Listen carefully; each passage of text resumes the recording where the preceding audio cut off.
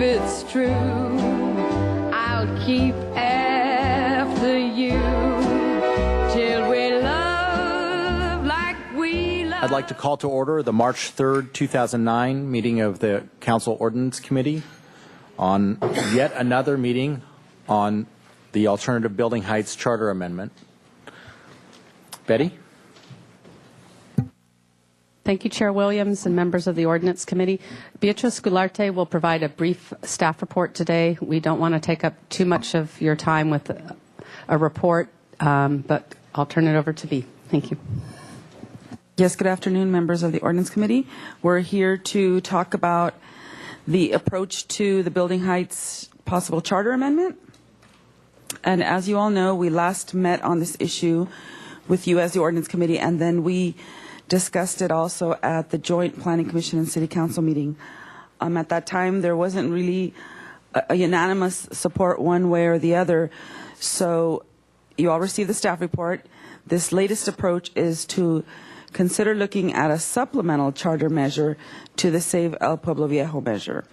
Today we're going to quickly cover the provisions that could be included in this measure and what would be included in the implementing ordinance that would be companion to the measure.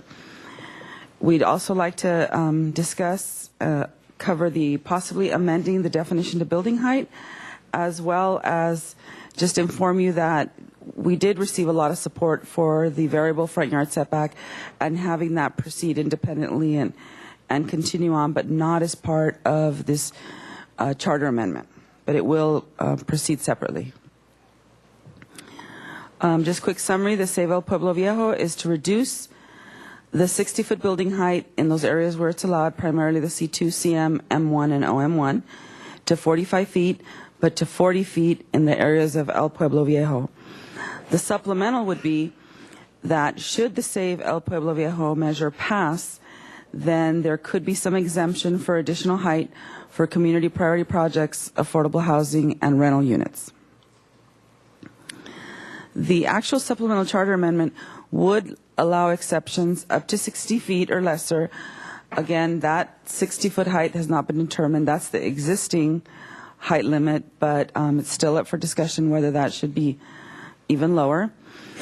It also specifies that projects could only exceed whatever the height is determined to be, whether it be 40 or 45 feet, if it's a community project as it's currently defined by the council ordinance, and that a certain percentage, still to be determined, would be restricted affordable ownership housing units, and or that it could include a component of rental units. Again, still to be determined whether those would have to be affordable or not, or other standards, or a certain percentage of a mixed-use project would have to be rental units.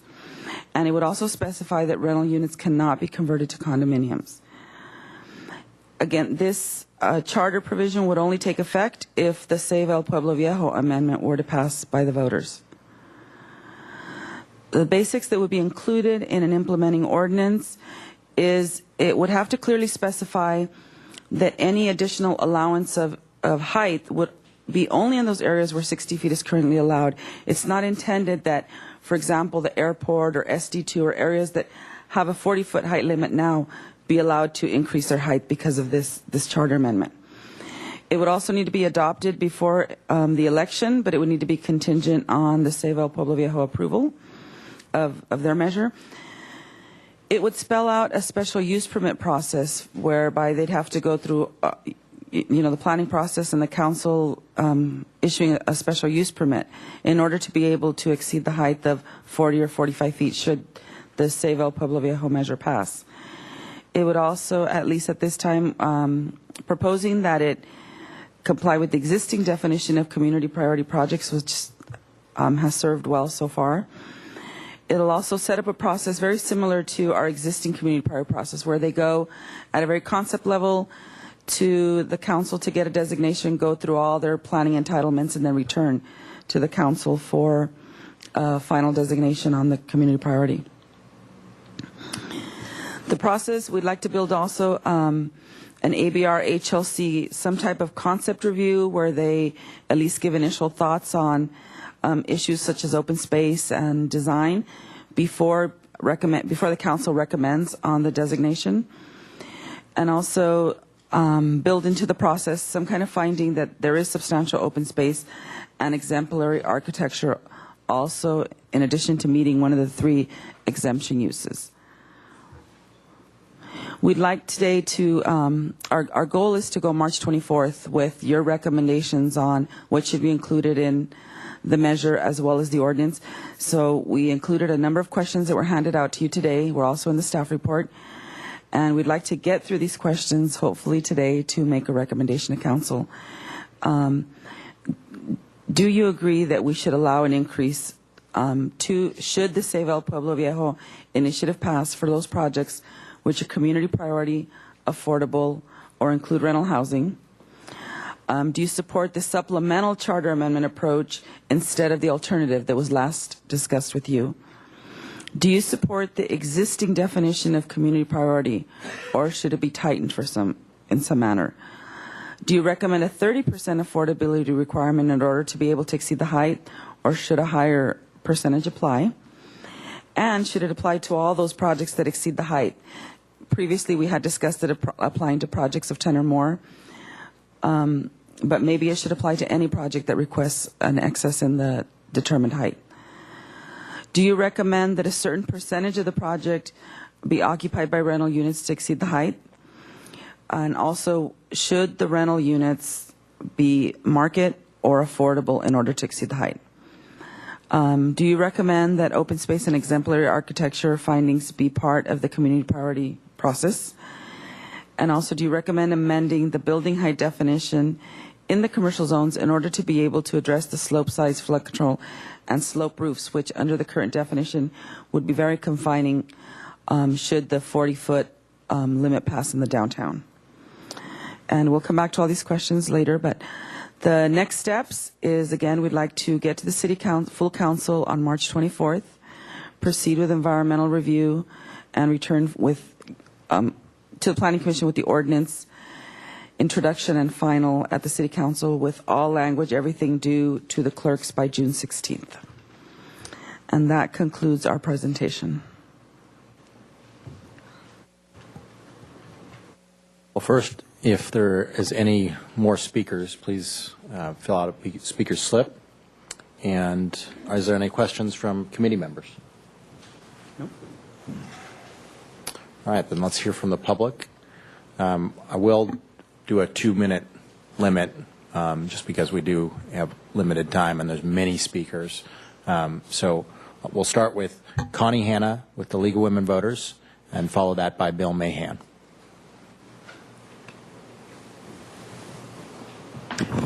I am Connie Hanna speaking for the League. The League supports the effort to protect El Pueblo Viejo with a new height limit in the city charter. Early on, the League thought that if the city could put an even better initiative on the ballot, we might support that, but this proposal is not the answer. It has all the problems that the previous proposal for a charter amendment had. It allows height exemptions for any kind of community priorities, which can clearly mean anything that any city council wants. We have no idea what the goals of future city councils might be, and that's too much to leave to chance.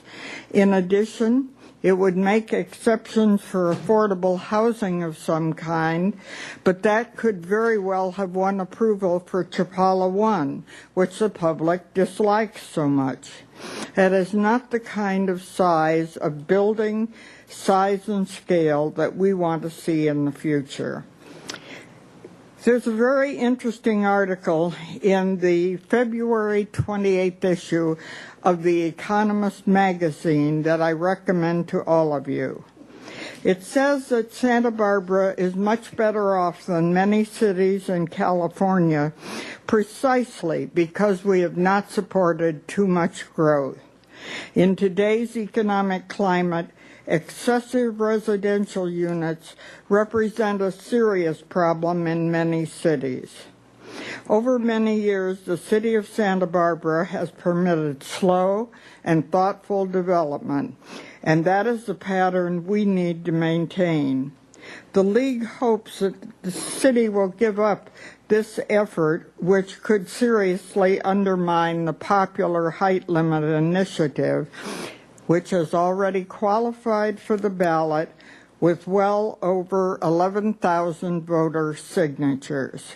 We believe that you can build any amount of affordable housing that you want within the 40 or 45-foot height limits, as the City Housing Authority has been doing for years. Thank you. Connie, I have a question. You were saying that the League was initially favorable towards the idea of a supplemental ballot measure instead of an alternative ballot measure. Could you articulate to me what changes in definitions would be acceptable or preferable? At that point, we were thinking of in terms of setbacks and open space, which we support and badly want. But we've become kind of convinced that those items are really better in ordinances than they are in the charter, probably, because that allows more maneuverability in the future. So we are now thinking that the height limit as written is probably what should go forward. Okay. Thank you, Connie. Bill Mahan, followed by Kathy McCammon. And I just like Connie a whole lot, so I didn't cut her off. I will start cutting people off on the time.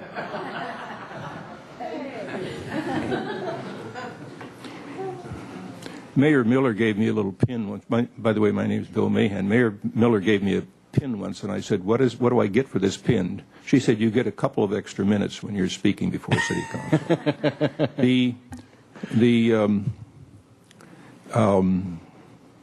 Got me off the subject. The City Council is going to review this on March 24th, 2009. I happened to learn today that 1 day difference. On March 25th, 1969, this City Council, not this, that City Council, voted to approve those 2 9-story condominiums in where Ellis Keck Park Gardens are today. 40 years minus 1 day. I think it's a very unusual coincidence. That particular, four City Council people voted for it, 2 against it, and 1 on the fence. They had a very strong recommendation from their planning commission, don't do it. But the 4 did it anyway. About a month ago, you had a very strong recommendation from your planning commission, 6-1, don't do it. You had a very strong recommendation from Historic Landmarks Commission, 7-2, don't do it. But that City Council did it.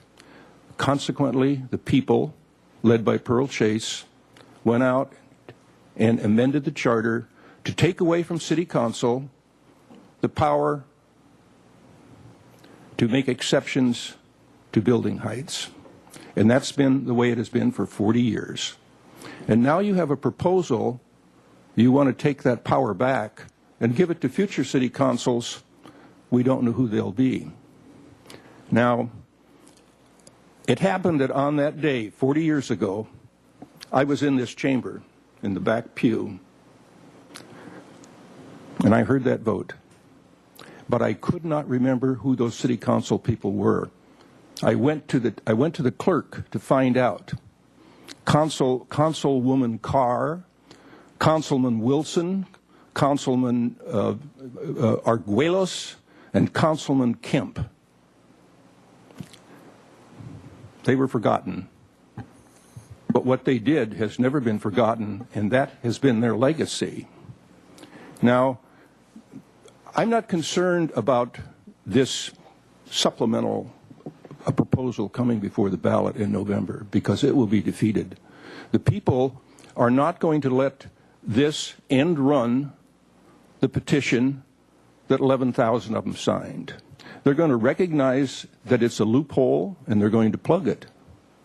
But the question is, and you know, I just hate to disagree with you people, because I think of you as friends, and you know we're first name basis outside that door. What is your legacy going to be? that city council, no one can remember their names anymore, but we all remember what they did. Please, please don't do this. Don't do this. It will be a terrible legacy for you. Thank you.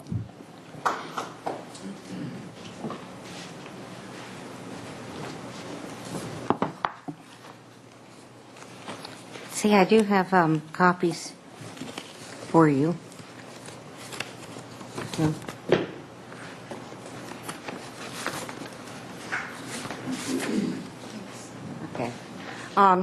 Before you start, Kathy, we really do not have enough time for every speaker to speak for 4 minutes. It's going to be short. It's short. Okay. The Allied Neighborhoods Association Executive Committee has reviewed the proposed language of the supplemental amendment.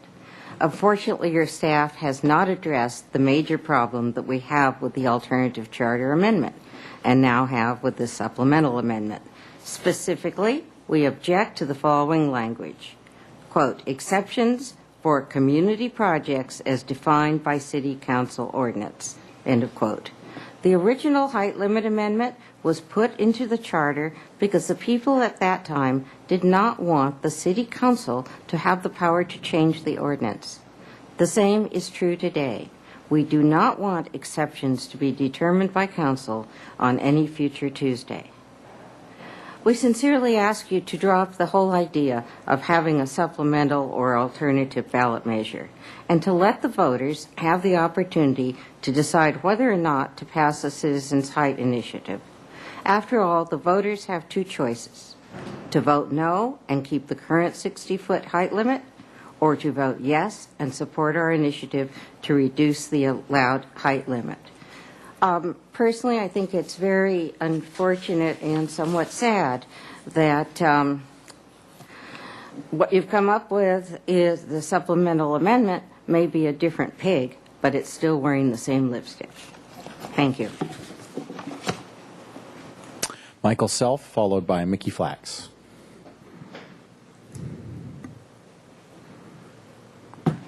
And thank you, Kathy, for keeping the time. I'll do the same. My name is Michael Self.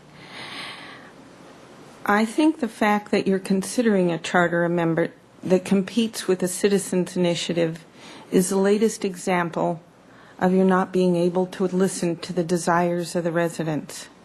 This is a topic near and dear to my heart. This is a political maneuver to cater to special interests of the developers that will profit from the destruction of Santa Barbara.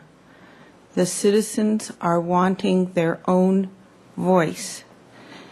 And I implore you to allow the citizens to have their vote without your interference. Thank you. Michael, can I ask you a question? Do you therefore think it's a good idea to have a supplemental where it would not compete with the initial ballot measure but gives voters an equal amount of choice? I don't think even the citizens' initiative addresses everything. But I think, in all fairness, it is best to let the vote go through. And then if there are amendments to be made for open space, well, I agree with Connie where ordinances can handle that better. But I don't think it sits well with the community. Okay. I hear them. Thank you. Thank you, Michael. Mickey Flax, followed by Betsy Kramer. I'm Mickey Flax. I'm speaking for SB for All, and of course, as a developer who wants to profit by the destruction of Santa Barbara. I urge you not to have the supplemental ordinance, even though we were very instrumental in trying to get it on the ballot.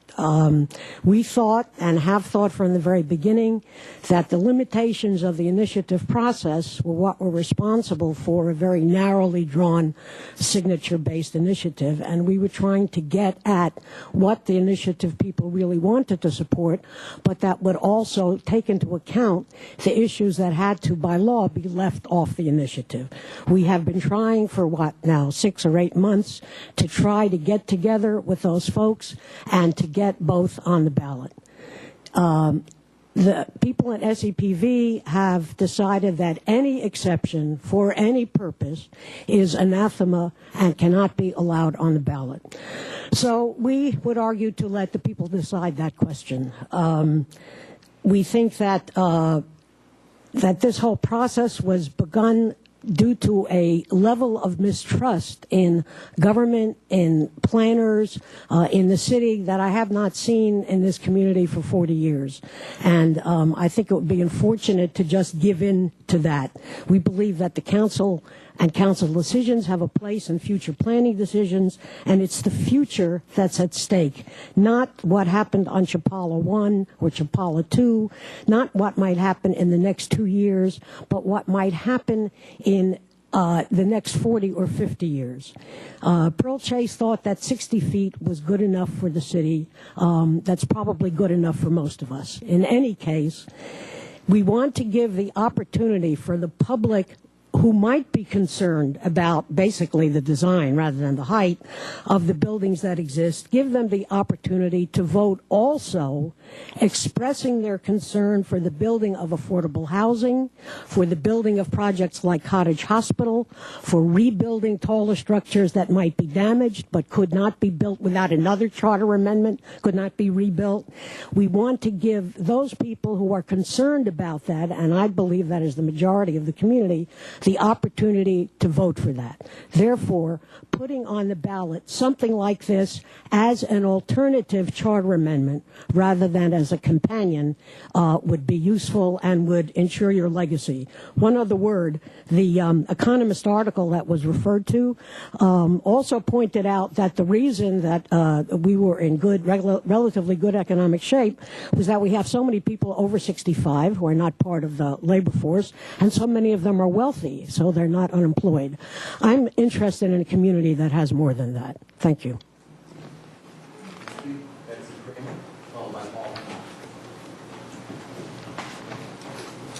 Hi, good afternoon. I'm speaking on behalf of Joe Rouchon, but also myself, and recognizing your time limits, I have cut back a lot of what he said. I'd like to say that our Save El Pueblo Viejo group is a great variety of people, from the Mesa to the Riviera, from the Upper East to the Lower East, and is not just one segment of the population. And Joe wrote that a bunch of us citizens qualified a very simple and straightforward initiative for the ballot to address what many people deemed a serious problem. And our straightforward measure gives voters all the choice they need, a yes or no. Your proposed amendment, if passed, would do little more as a practical matter than retain the status quo. The only taller buildings that are being proposed now are inclusionary housing projects. If that is what the voters want, they can achieve that simply by voting no on our measure.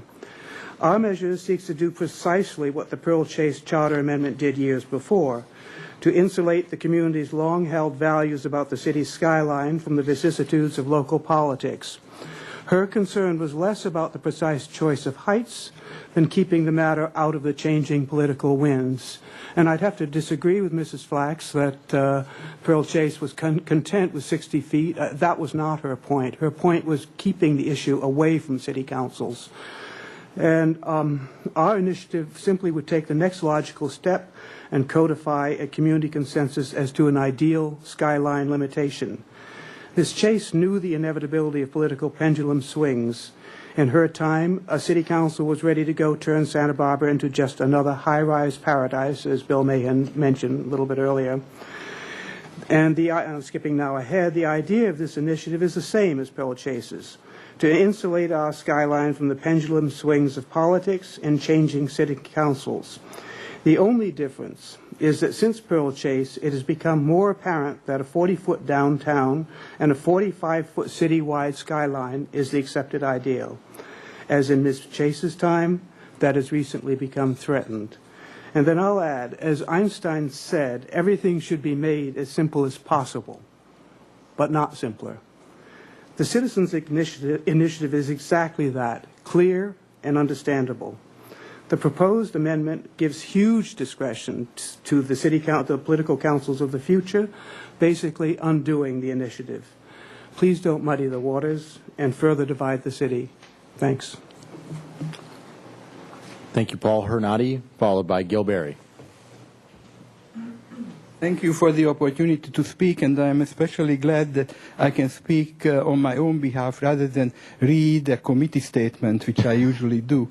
I hope this will result in a somewhat shorter speech than I usually give. Basically, I would like to express my agreement with the League, Allied, Mr. Mahan, and other speakers who feel that the supplemental initiative would basically muddy the voters. It would prevent that the voters have a clear choice of up or down of a very popular citizens' initiative. I would hope that you and later City Council will decide not to try to, or not to, without trying, confuse the issues, and also refrain from alienating a large segment of population when there is a very simple solution for the supplemental initiative to be on a ballot just a year or two later.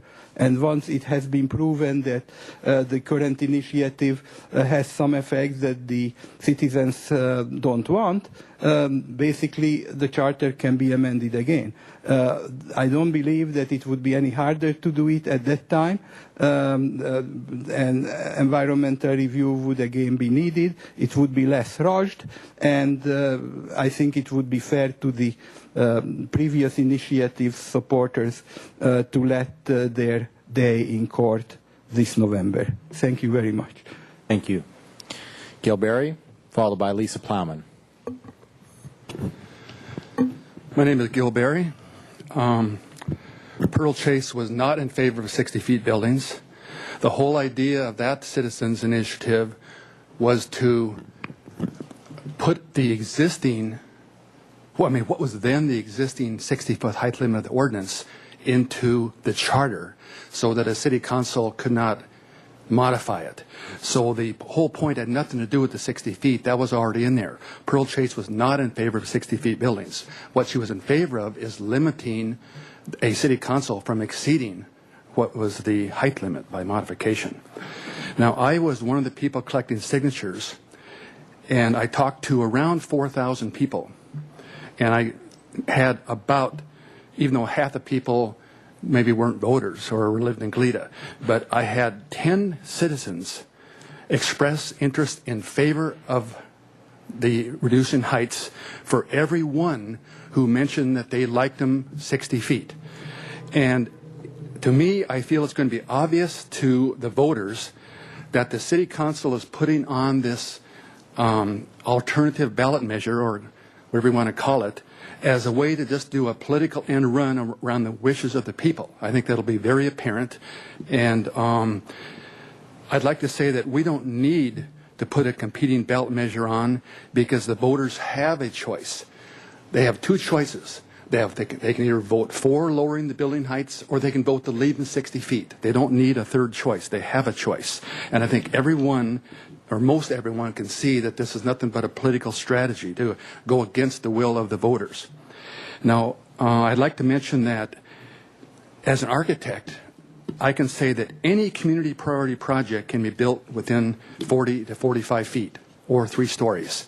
There's not one community priority project that needs to have 4 stories. It can easily be built in 3 stories. So, I just wanted to make that point. And also, 4 stories can be easily built in 40 feet. Thank you. Lisa Plowman, followed by Alex Peugeot. And if anybody has any documentation of Pearl Chase's positions on this current ballot measure, I would like to see them, or I would like the documentation of whatever seances and prayers that you're doing to divine the will of someone who's been dead for some time.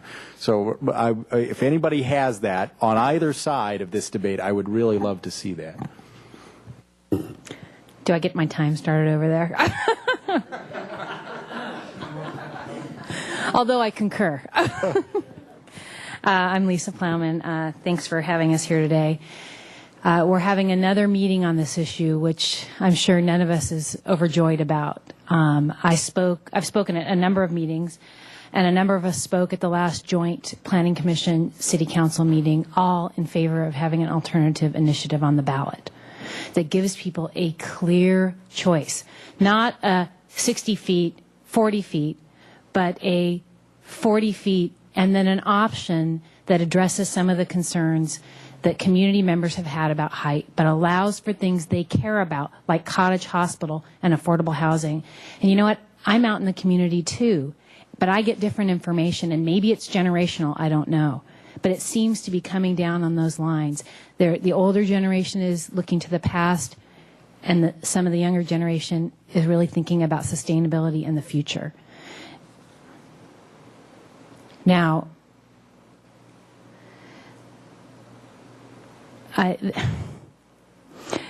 it's a sad thing to me that this initiative has hijacked the general plan process, because we're in the midst of developing a plan for the next 20 years. Some of it will be around for 40 years as we have seen.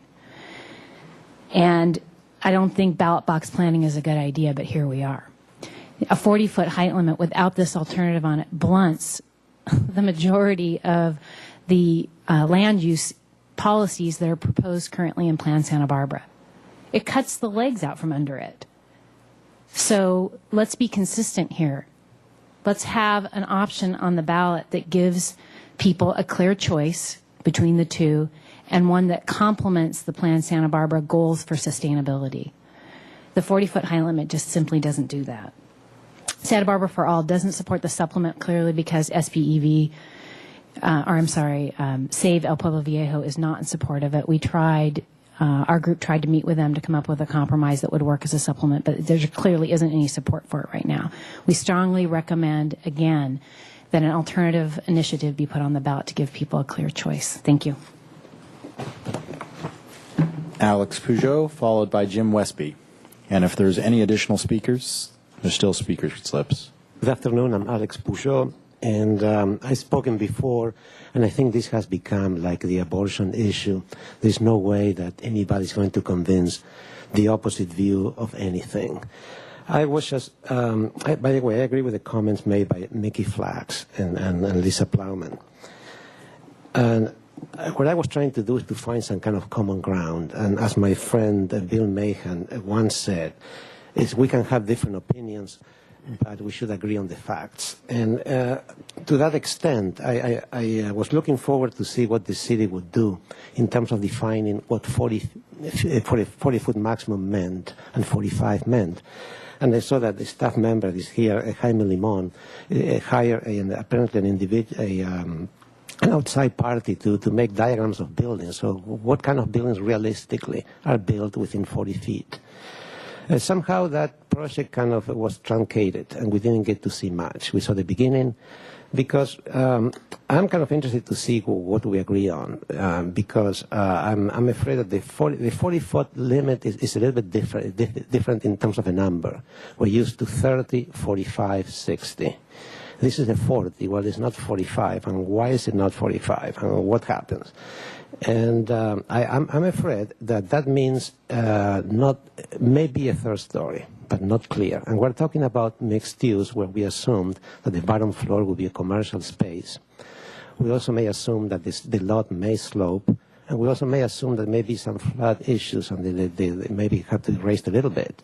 At the Landmarks Commission, we're reviewing a project, the Arlington Village, in which the grade at Sola is 1 point, and then at the bottom of the parking lot is 5 foot less. And this building is coming up at 46.5 feet or something like that, and that is a 3-story building. And we're asking the applicant to lower it and struggling. So at least I would like to come to some kind of a conclusion. What does 40 foot, what does that mean? I know that the Granada Proscenium exceeds 40 feet when it was rebuilt, and the Cottage Hospital, each floor is 15 feet because they have all sorts of that work, and the airport also exceeds that height. But I would like to at least just have an understanding of experts. When this was, and I'm finished now, when this was circulated through the commissions, The discussion kind of disintegrated into whether I like it or I don't like it, or I like 45, whatever. What I'm saying is that most people have no idea what 40 foot is, or they just know that some things they don't like. Thank you. Mr. Westby, followed by Richard St. Clair. Good afternoon, council members and committee members. My name's Jim Westby. A couple of comments. First of all, we are trying to protect this city for future generations. That's really important to understand. And Santa Barbara is so special that if we just let it go, it's not going to be here for those next generations. The other thing is, when the general plan was brought up, we want to put some guidelines or some boundaries around that general plan, like was talked about before, regardless of who's in the city council. And height is one of those boundaries. So it's not a hijack of the general plan. It's a criteria for the general plan. I'd like to kind of throw a logical thought out to you.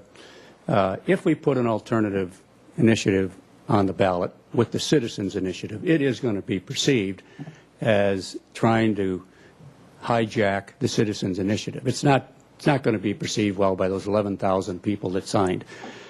Secondly, in this financial meltdown we've got, there is no urgency. There isn't going to be any buildings built, big or small. I mean, Fess Parker's project in a paper today, put on hold. And you guys are absolutely, dead in the water on getting the levee project cleaned up down there. I mean, everybody's complaining about that at the gateway to Santa Barbara. So there is no sense of urgency here. So if you let the citizens initiative go, pass or fail, if it fails, we got what we got.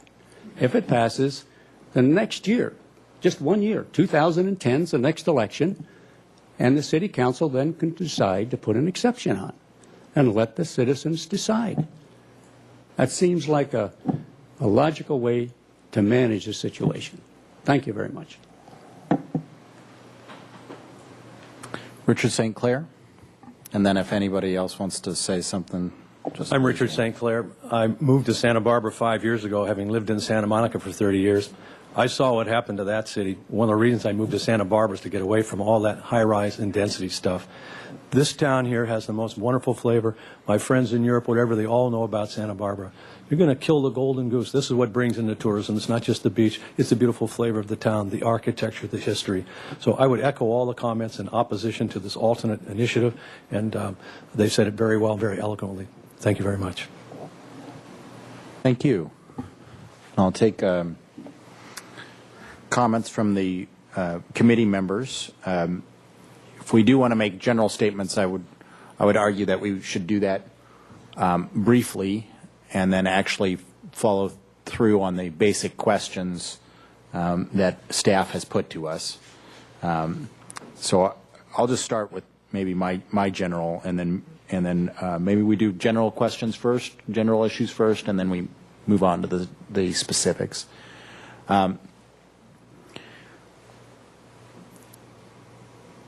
I really, really feel like the tone of this debate has gotten to a point of ridiculous proportions. I mean, when we are being threatened with ignominy and obscurity for supporting what is the current status quo,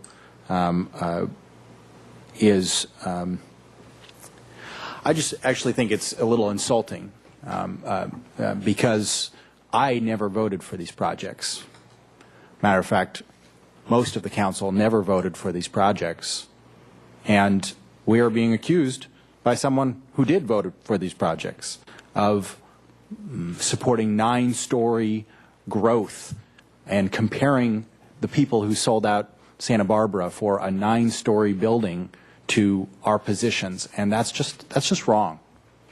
That's not where I have ever been, and it is. I can't tell you how heartbreaking it is to be told that when I have been an ardent foe of uncontrolled development and sprawl. The remark was made that Einstein's quote. That we should be as simple as possible, but not simple. That's why Joe Ruchon's mind works very similar to my own, I suppose. I think, to me, that is one of the reasons why I have not been content with this initiative as proposed, because it addresses a real need in the community, but in an overly simple way. I am a little confused by the debate, because, it's been said by several people, I'll just put the supplemental one on the next year's ballot. And I might even consider that a great idea, except with the history of negotiation between sides on this issue, I would have no trust that that would be something that people would, that you would support next year. The last meeting that we had on this, Sheila Lodge brought up the idea of a supplemental ordinance, which I thought was an interesting idea, or a supplemental ballot measure, which is an interesting idea because it doesn't do what many of you have criticized the council of doing, which is to put forward an alternative which might cause the first one to be voted down. A supplemental would not do that. And in that way, by agreeing to that, we would be trading away a lot of power. But in the interest of unity and in the interest of the community pulling together around these things, I would still support that. But it seems that that's no longer where you're at, and bargaining with you seems to me like bargaining with Darth Vader, where the deal just gets worse and worse at every iteration of the conversation. So I would support a supplemental. That would be my preference, because what I do agree is that I understand why there's criticism of the process. I understand why voters might want to constrain the definition of community priority and might want this to be a 40 and 55 foot as opposed to a 45 foot and 60 foot. I do support tightening up these definitions. I'm not completely sure whether to go with a supplemental or an alternative ballot measure. I understand that at least a supplemental would not, to me, fairly be criticized as potentially killing the original ballot measure. But it seems that that's what it's being tarred with anyway, even though I think that really has no basis in fact. So I'm not really sure how to proceed here today, but those are my initial thoughts. Who wants to go first? Well, I am coming. Mr. Francisco? Thank you. Well, this doesn't seem so complicated to me. I think the Save El Pueblo Viejo initiative is quite clear, and I agree with the speakers who said a simple up or down vote on that is really all that's necessary. The so-called supplemental idea, to me, is just a repackaging, and whether you call it an alternative or a supplement, either it's basically the same thing. And I won't support it because I don't think that the city council should be involved in this sort of thing. I think that if enough people in this city want to put this on the ballot, and clearly they did, that we can vote up or down on that as a community. That's really all that's necessary. And if people, obviously the people in this room who are speaking in favor of it, it seems to me that they can have a political campaign to convince people that the Save El Pueblo Viejo initiative is a bad idea for the city. That's, we can have that free and open debate. And I don't see why the city council and our planning staff, using their time and energy, should be working on something to essentially get around the people's initiative. And that's why I will not support either an alternative or a supplement. Mr. House. Okay. I just want to make sure that it's really clear, and to people like my friend Bill Mahan and others, that I probably wouldn't have supported the 9-story building over there. The whole concept, the idea that there would even be any idea of exceeding the current height limits, for instance. In fact, if you watch all of our histories on the Planning Commission and all. We've done everything we can to be really appropriate in the in dealing with the scale and also the huge variety of issues that really collide at any one given place. And we found, I think, through this whole process that there was a problem. And the problem was primarily, and we've actually addressed it very straightforwardly, the problem was in the communication between the design review boards and the Planning Commission and the City Council. And we have put big changes in how those boards and the commissions, how the commissions are communicating with one another in such a way that it would be in a very extraordinary circumstance and something of tremendous merit that would exceed anything that's even proposed by the initiative group. But then there might be those situations, and it might be appropriate. One of the things that we've found over the years, and you notice it's not just one-sided. HLC and ABR are not in agreement on this. There's a recognition in the Architectural Board of Review group that design trumps hard numbers. You can do so much more when you have a little bit of flexibility. And so I'm very concerned with the oversimplification of this issue that's been proposed in the initiative. And I think that I'm not alone. I hear this. I know that those of the folks that are in this room that have been working on this initiative, just like any of us would be, are really circled with your friends, and you hear from lots of folks. But there's another competing, that's not even the right word, there's a broader conversation going on at the same time that brings in other variables, and they're very important ones. So I want to remind whomever was here speaking earlier about this idea somehow the City Council nefariously would be putting forward a supplemental thing, and that was Sheila Lodge that made the suggestion, one of the supporters of the initiative, and it's in following up on her suggestion that we took a look at it. Now she's turned out to write a letter to us and said that she, after all, doesn't think that the supplemental approach is a good idea. Okay, well, thank you, Sheila. And we did look at it. We have looked at it. I don't believe that the supplemental ballot approach can reap the benefits that a separate ballot point of view, if you will, alternative could do. Because I think our goal is to make sure that we don't have buildings that are out of scale and inappropriate for Santa Barbara, but also that meet the needs that we have for the future.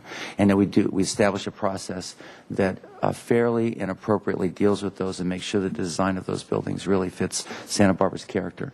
I think there needs to be an alternative to the and that wasn't your fault, those of you who are here supporting this initiative, that it had to be so oversimplified. That's just the initiative process. So for us to be able now to give the voters an alternative that definitely moves in the same direction, gives more guidance towards reducing the maximum building heights on any given structure, and also gives some very good guidance along with an implementing ordinance that enriches the whole thing. So now I want to address what's in the staff report. Those are my general comments, and I support an alternative. I do want to go down the things. Yeah, let's do that systematically, if you don't mind. Please then guide me, because I want to hit the marks that we need. I'm counting right now one person against either idea, one person for a supplemental, and one person for an alternative. So we'll put that. We'll save that largest question for last. We'll tackle the smaller questions first. Let's maybe start from the bottom. Whether or not we have. Okay, maybe that doesn't make sense. Let's start from the top. Does the Ordinance Committee agree to allow the an increase conceptually to the Save El Pueblo Viejo 40-foot height limit for community priority projects, affordable projects, and/or rental housing? Anyone's thoughts on that specific question? I don't like the way the question is proposed, because I support the an alternative that we've been talking about that does allow for a very clearly defined process, which is this case is our community priority process, to address those three things. So I would say yes to that if you just want us to be polled on each one, but not in the form but in the form of an alternative ballot measure. I think there's several questions here. There's one question is, do you put the base at 40 or 45 feet, which I believe in order to really answer our critics, it would be more fair to put the base at 40 feet, which is what the Citizens Initiative has proposed. And then the question is, do you allow a increase, which is, as you're correct, saying it's a decrease over what we currently have for community priority projects? That's one question. For affordable projects, that's another question. Affordable ownership projects, and for rental housing. I think the way that we were talking about this, Das, is that the 40 feet would be in the EPV and the 45 feet would be in the other commercial areas that are currently allowed to go to 60, but only to be exceeded with exceptions like the ones that we're talking about here. I think that's the actual alternative that we've been discussing. Okay. That's not staff's recommendation, as I read the report, that was 45 feet with an additional, or are you proposing that we peg it at the same as El Pueblo Viejo, 40 and 45? Yes, Councilman Doss. In previous discussions, the alternative was the base would be 45 feet with exceptions in the alternative charter amendment. In this current supplemental, it did move the base to 45 feet in El Pueblo Viejo and 45 feet in the surrounding areas. I mean 40 and 45. 40 and 45, correct. So can I at least get unanimity that the base should be 40 feet instead of 45 feet? Mr. Chairman, since I'm not interested in going forward with this process, I really don't have any opinions on these things that are actually merely supplemental to the supplemental initiative. Right. Okay. That's fair. Well, it's not helpful, but fair. So I'm in agreement with that we would peg whatever, whether it's an alternative or a supplemental, to the same 40 and 45 feet as, say, EPV. And I agree that we should have both community priority projects, affordable projects. Do we want to include market rental housing or not in that definition? I believe that the rental housing should meet the same requirements as ownership housing in terms of a percentage. Okay, so let's not just rental housing. It's rental housing needs to have some affordability component as well if there's rental. So I agree with that. So not 100% affordable, right, but the same percentage. So does staff have clarity on the committee's opinion on that? Then the second question is support the supplemental charter amendment to, instead of an alternative, let's save that for last. C, support using the existing definition of community priority. I have a strong opinion on this. I understand how people feel like this is too big of a definition, and that allows future councils to maybe tinker with this too much. So is staff's recommendation that they work on that definition if we say that we are not content with the existing definition? We would absolutely take the direction of the council to do that if that's the direction, certainly. We have internally debated the pros and cons of a broad definition, and if the council direction is to tighten it up, we would certainly take that direction and do that. I think it would still be with an eye, and maybe Mr. Wiley wants to add to this, tightening yet still broad and allow for the number of unknowns that could come down the line, and that's why you, I think, either support the idea that future council will be making a very important judgment for the community or not. And so what direction best serves the council in making those future judgments? Generally speaking, we think it does need to allow for possibilities. That's the point in having it. But we're taking our direction from you all in the council today. If that means tightening up the definition, certainly we can and we will. Mr. Wiley. Mr. Chair, I'll tell you, I'm a bit of a contrary view in terms of tightening up the definition, because I really don't think it's ultimately going to be possible. It's not the concept. The concept is a very subjective judgment call, always has been. And I speak as someone who participated in the staff team that worked on the original drafting of Measure E and the Measure E ordinance, and where this concept first came in. So I don't think we're ever going to arrive at, or it'll ever be possible to arrive at an objective, black and white definition of community priority, because that's just not how the concept works. There are things, though, that are contained, can be contained in a subjective judgment call that are necessary requirements. And, you know, for example, not for profit. That's a pretty black and white line. And so the applicant has to be a not for profit in some form. And that gets complicated because it might be a developer building a building for a nonprofit, but the nonprofit won't occupy the entire building. It might be a building that's being built as office space, and we're not really in a position to tell a property owner 10 years after the nonprofit has moved out of town or changed plans or whatever, well, you got to tear that office building down now because the nonprofit moved out. And you know, we've had discussions in the past about community priority, and I've made the point about the physical nature of the building. For example, if a nonprofit builds a gym, it's going to be a gym probably for the life of the building, and they'll be hard pressed to convert that into office space. My point is that a couple things. We don't have a whole lot of time. I personally don't think we'll ever arrive at the sort of definition that some people might like, so that they could say to the voters, look, this is about as clear as it can get and you can trust us. And I have to say I'm of the personal view that part of the dilemma that we're facing here is people who say, I don't want the city council in the future, whether that's 2 years from now or 20 years from now, being able to exercise their judgment, because I don't trust them. And I trust me and my views now, and don't trust, and you know, to me it's interesting, it was like, who's elected in this room? And it's the city council, and who stands for re-election at some point every 2 years.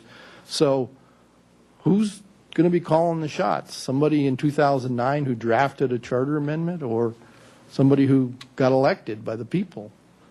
And that, my point again is, I think the concept is a subjective judgment call, but we can, and I think you legitimately have to think, well, what is it that the voters would be most impressed with?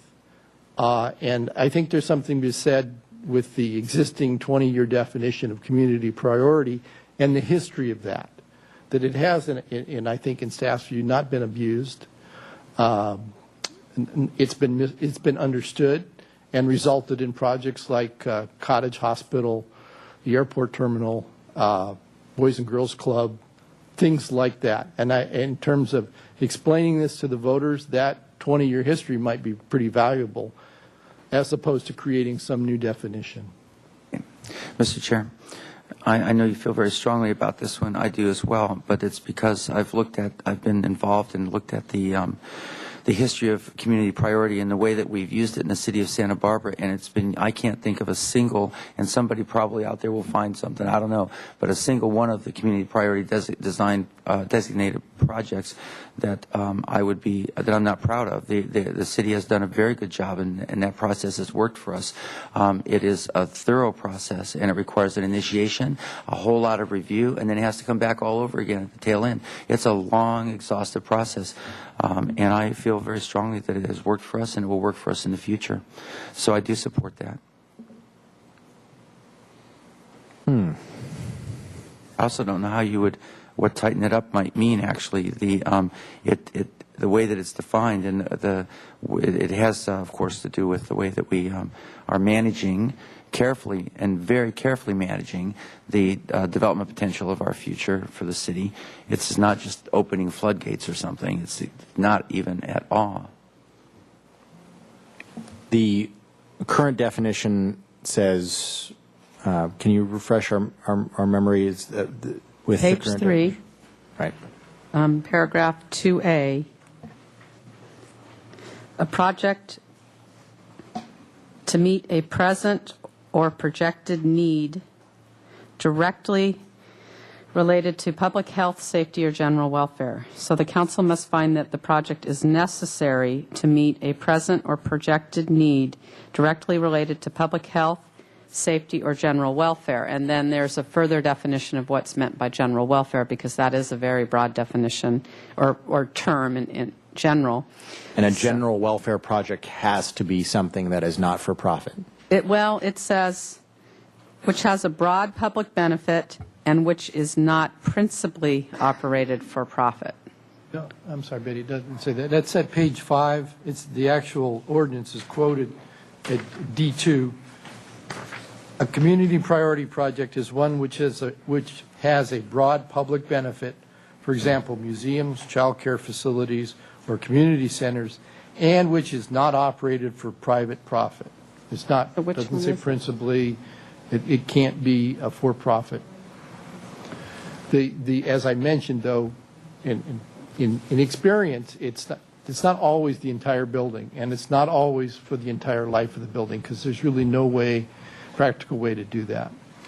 But so the idea that a general welfare project is whatever a council deems it to be is patently false. I mean, if we approved a commercial, high rise with this provision, we would be subject and probably lose a lawsuit because there's a clear definition in the charter. I think that would be true. I think we'd get a challenge on the findings that there wasn't evidence to support the findings if that sort of thing happened. Well, I believe that it has not been abused. I think that's true. I don't think anyone has been able to bring forth an example of that definition being used.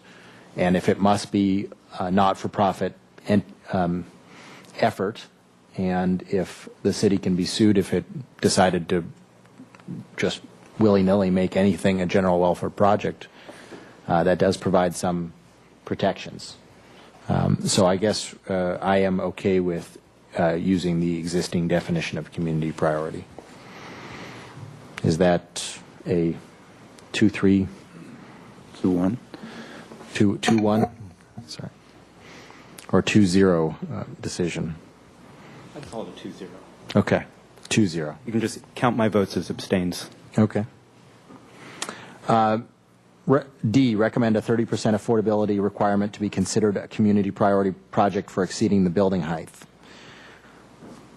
Should affordability requirements apply to all projects that exceed the 40 to 45 foot height? My feeling is yes. And I guess the question is, what do we mean by affordability? To me, what we desperately need in the city is not, we are tremendously successful at providing under 120% of AMI. So to me, what we really desperately need is the 120% to 160 or 180% of AMI.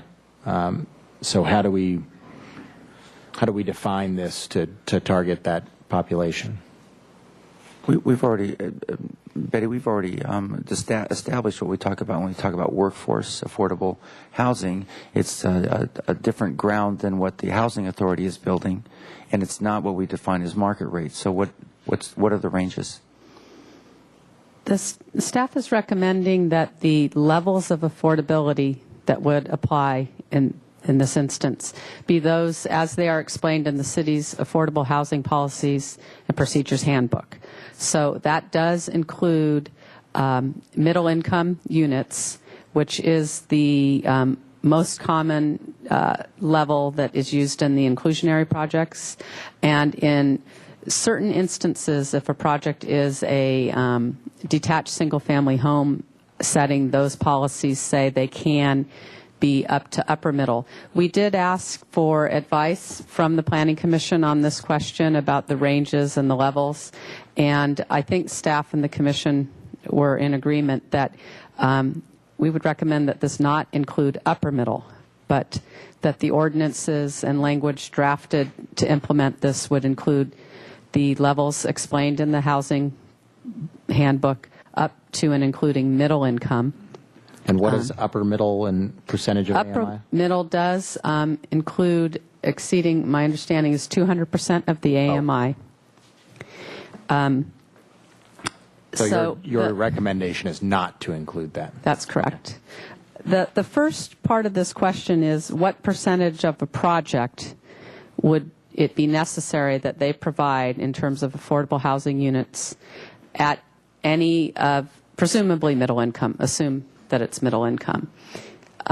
What percentage of a project number of units at middle income would you like to see as the minimum threshold to potentially qualify for an additional building height? There had been initial discussion here at the Ordinance Committee of 30. We went and we discussed this again with the Planning Commission and then you all at a joint meeting last month, and there was an interest in perhaps moving that percentage up higher.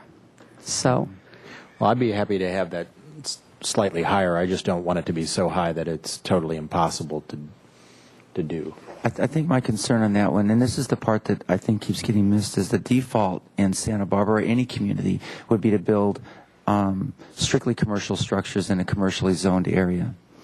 And what we chose as a direction for the city back in the early 90s, mid-90s, was to use lower impact mixed use housing, as allow that with an overlay, which allowed us to have much less impacts in a downtown area than strictly commercial buildings would offer, but also to populate the downtown and have it be a more efficient use of our land and revitalize, if you will, or vitalize and keep it vital, the downtown part of Santa Barbara. And I'm concerned about making requirements that become so onerous that they tip that balance back the other way. It's critical that we continue to have it be that there is a continued encouragement for housing mixed in with our commercial area, and that we don't make the mistake that Goleta did, for instance, when they went to 50% inclusionary requirements, which resulted in net zero as far as affordable housing. And I just don't want us to go there. Double the inclusionary, for me, was an important criteria here. Our inclusionary is 15%. Doubling that to 30%, there are benefits on two sides. One of them is that we do get some good middle-income housing that we don't get otherwise. The market doesn't provide it. And the second one is, even for the market rate homes, they're being put in a place that is eminently sustainable instead of being built in a sprawl pattern, which would be the other alternative. Okay, I can agree to that. Since I have no data yet to support the idea that we can do it higher, though I would prefer it. We have pretty clear. We've run that one around the block a few times with developers, with also people who are very committed to affordable housing, who also do development, and there literally is somewhere in that zone between 30 and when you move above that line, you've crossed the line where you literally can't do it unless you have government subsidies. And we're not talking about government subsidized projects here. We're talking about market subsidized projects. So it's critical that we keep that balance. Okay. So how about the second part of that question? Should affordability requirements apply to all projects that exceed the 40-foot height? I want to hear more about that. That question. I think that question actually, what we're meaning to ask is, at one point there was an idea that the projects would have to have 10 or more units in order to apply under these provisions.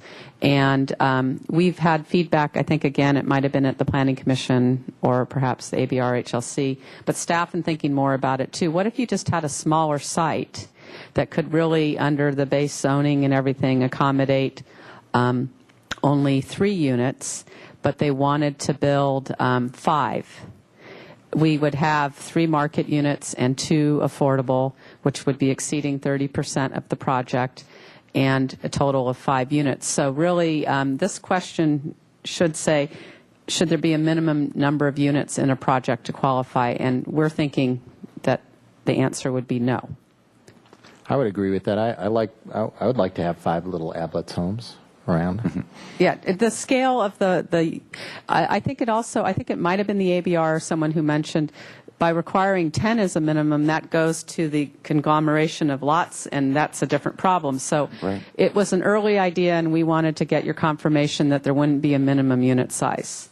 So this question is not phrased properly. So Why don't you pose it to us really clearly once again so you can get a yes or no on this? Should there be a minimum number of units required in an affordable housing project in order to qualify for a height exception?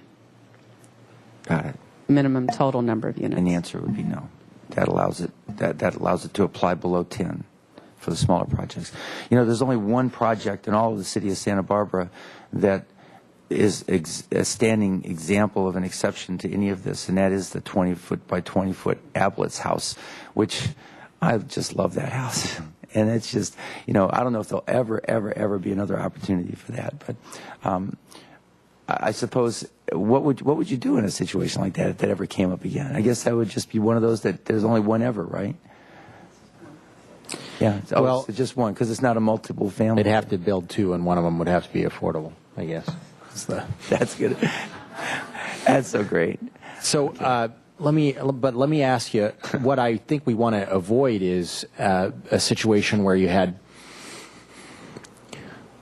40 feet of office building, commercial, and then just a few housing units on top, and several of them being luxury, and maybe just only a couple of them being affordable. How could we deal with that situation? That would be my concern.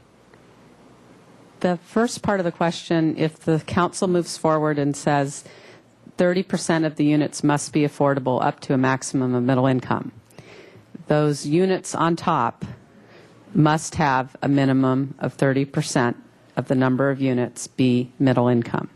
Now, in terms of design and size and location in the building and amenities of open space, again, that is subject to the review process, and hopefully, I believe hopefully, future variable density standards that require, have parameters on unit size along with the density. But let's say someone wanted to build a larger 2 penthouse type units on the top story and then provide 1, which is 50%, somewhere else in the project. So you could have a building that is mostly commercial and 2 large penthouses and 1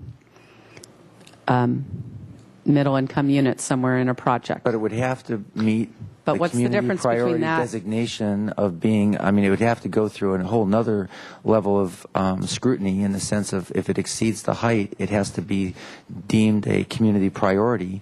So there is a whole nother process. I mean, it would be really hard to imagine. I mean, I guess somebody comes in with a museum and wants to put homes on top or something, but I just can't even imagine. What would even that be like? I mean, like Paseo Nuevo, and instead of having make-believe homes up there above the Paseos, actually have real homes? Yeah, I guess the question is, if the building is 38 feet tall and has 9 luxury units and no inclusionary or no, and the next building next door is 50 feet tall and it has 2 luxury units and 1 affordable. I guess our point of view was if this program moves forward and people can request that exception, they're demonstrating at least 30% affordability, and whatever economies, any numbers that the community could achieve those, that it would be worthwhile. We just have to vote no on the project if we didn't like it. Right. If you thought it didn't meet the definition of community priority and providing adequate or meaningful affordable housing and things like that. Okay. Then I think we have 2-0 on recommending that the 30% affordability requirement with no minimum unit size. No minimum number of units. Yep. How about E? Recommend that certain percentage of the project be occupied by rental units to exceed the height. I think we discussed that earlier.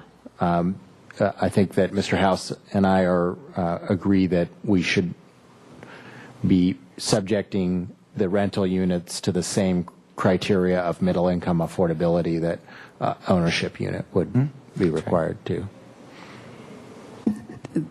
The only thing about middle income is we really don't have much history of middle income rental housing. It introduces a new topic, really. I mean, we've talked about rental as if all rentals are the same. And for me, for a long time, I've been concerned that when we talk about rentals, they could just be as expensive and unaffordable as high-end condominiums. And for us to begin to have a conversation about that, I think is of real value.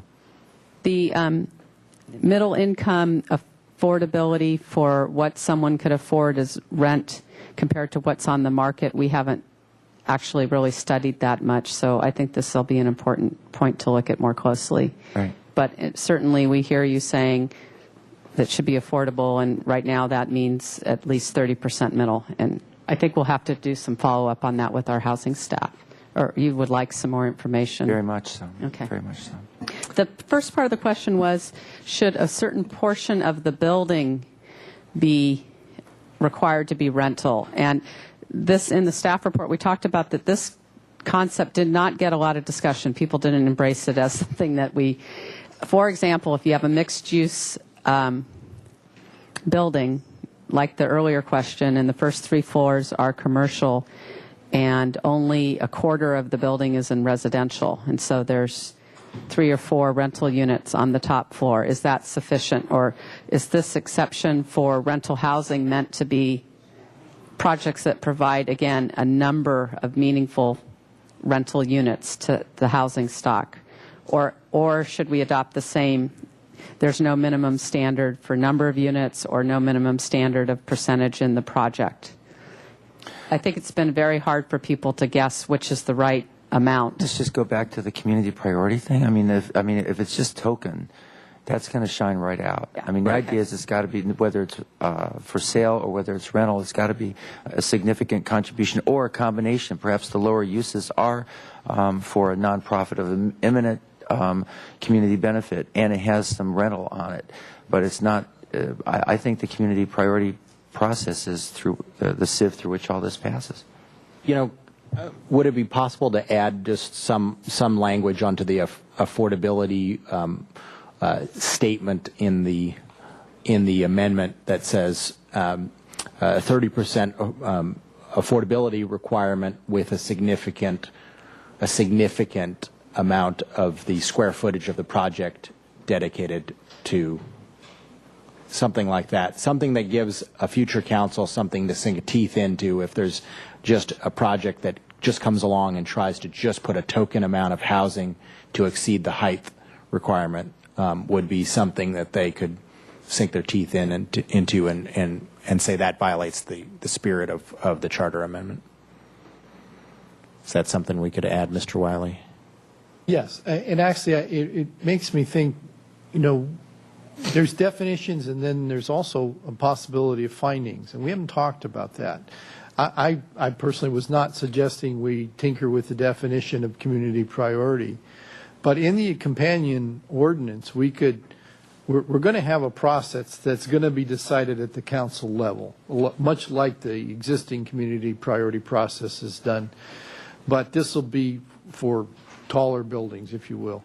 And we could have some findings that address things like this. A significant portion of the building will be devoted to affordable housing or affordable rental units, things like that. And you know, in drafting the ordinance, which we're going to need to bring back to you pretty soon, we can start putting together some stuff like that.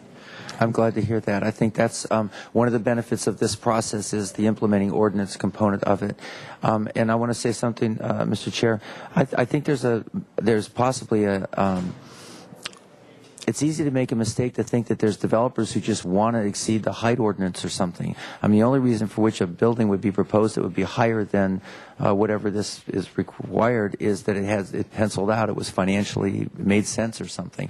But I have not seen anybody just trying to make tall buildings. Now, certainly this will be enough of a squelch on anybody's great idea to make a tall building in Santa Barbara that there's going to be some really compelling reason for it. So I just, when you were making your remarks, it made me think, wait a minute, who's making these proposals for these big buildings, these tall buildings, unless they have some driving force behind it?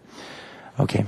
So we are going to agree that we indicate that a significant amount of its square footage should be dedicated? I think I'm a little. Are we thinking about doing it actually in the charter language, or are we? No, we're talking about using the implementing ordinance approach, which I think really makes sense. Okay. When we use the words like significant and those kinds of things, it's so subject to definitions. So, I mean, that flows quite well into item F, which is, again, staff is anticipating working with the attorney and having findings as part of this process. We feel that's the best way to accommodate people's desire for quality architecture and open space, which, again, could be argued as expected of every project.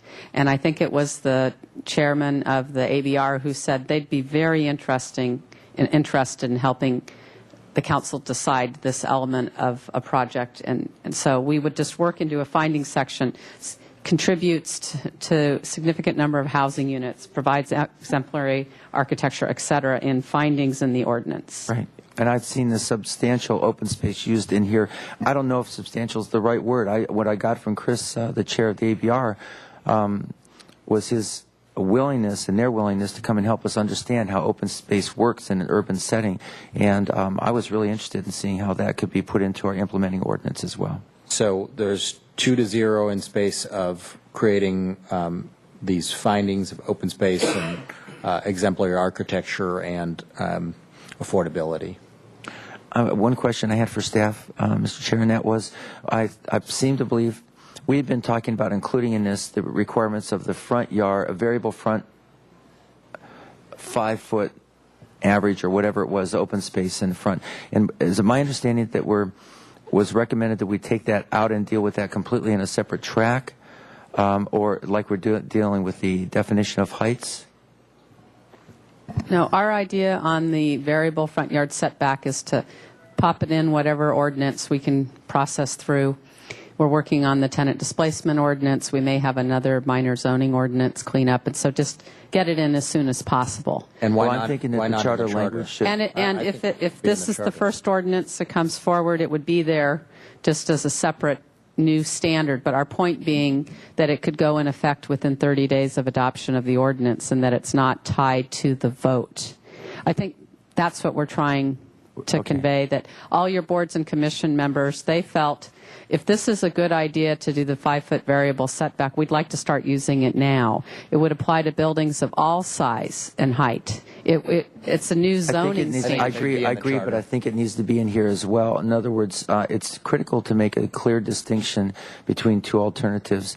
And even though we're going to be doing this work in advance and preparing and implementing ordinance, I think that the idea of variable setback, I think that's an important one to distinguish between the two ballot measures. I agree. I feel really strongly about it. Okay, because many members of the community are going to say, so you're only going to give the community and the design review boards that standard if the building height is reduced and you won't? I think we're going to just make it stronger by having it in the charter. I mean, it's the same argument that the advocates are using for why put building heights in the charter rather than in ordinance. I mean, am I missing something? We're going to be doing the ordinance. We're going to be working on the ordinance that deals with setbacks between now and whenever. We're going to start on that soon, right? I mean, that's not being held up by anything. We're not waiting until November to start that. Correct. Okay. So explain to me what the downside is for us to also have it mentioned in the Well, first of all, it wouldn't be in the charter. Charter? I don't think that you want a front yard setback And remember, we talked about that wouldn't apply to the state street frontage properties, but maybe just turning the corners and all those kinds of things. That really belongs in the zoning ordinance. And the concern that I have is how I heard people talk about this. They said, it's a good idea, council, do it now.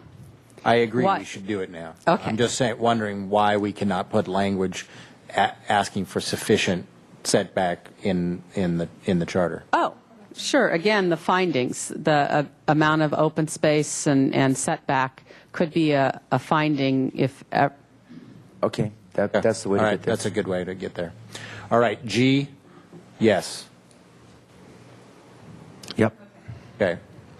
And then let's go back to the basic, most important question. Support the supplemental charter amendment to save El Pueblo Viejo's charter amendment instead of an alternative.